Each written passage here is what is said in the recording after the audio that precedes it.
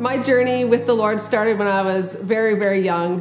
When I decided to go into ministry, all I knew was that I had a heart and passion to serve the Lord.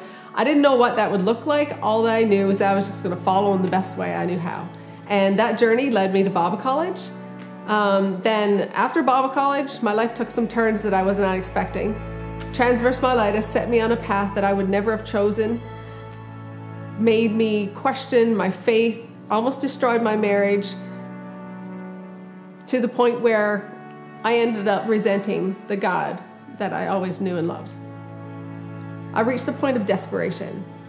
I just had to surrender all my pain and all of my need for control to Him and say, God, if you can use all of this pain and brokenness, just take it and do what you want with it. And He did. He took my pain and my pride, and He replaced all of my anger and bitterness with the joy that you see in my life today. It was in that season of waiting, that's when I decided to write a book. That scripture in Isaiah 40 and 43, I believe, it says, "They that wait upon the Lord shall renew their strength. They shall run and not grow weary. They shall walk and not faint.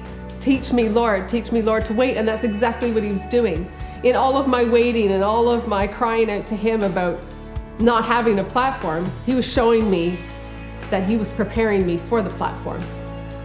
We have some hockey fans here in the audience, and I know that you all know this, is that what you do on the off season is much more important than what you do on the ice, and that's what God was showing me. I began to say, okay, God, you take my waiting, I will go through any door. You just give me opportunities, and I will do whatever you ask. And He did. He started showing me that my platform was anywhere that I set my foot to. So my ministry is and will always be just being obedient to the Lord and showing people who God is by telling my story. My journey with transverse myelitis set me on a path that I would never have chosen, but it led me right to where I have now developed a deeper intimacy with the Lord that I never would have had I not had that pain journey. And it set me into a position where He's always planned me to be. Back in July of this year, I was presented with an opportunity to enter into the first ever Miss Wheelchair Canada. And I was like, no, are you kidding me? I'm going to be an ordained minister. They're going to take my credentials. Anyway, so talking to some key people in my life, I was feeling that God was saying, Vahen, this is an opportunity for you to have a voice. And when you have a voice, then you'll be able to share what you're about, and that will point people to me. And so I was like, wow, okay, God, I'm going to Miss Wheelchair Canada. And I entered and won. Within 2 weeks, I was on a world stage in Poland representing Canada. But I was not only representing Canada, I was representing Jesus. When people were asking me, how do you do it?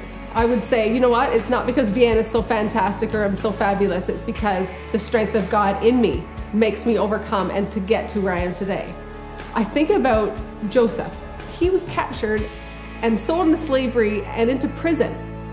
And I thought, man, I feel like Joseph.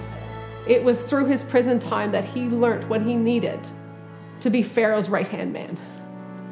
And I'm like, God, like, He was with me through the prison time and through my waiting time to position me right now for such a time as this.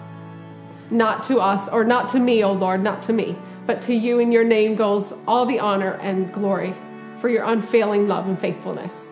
And for that, I thank Him for where I am today.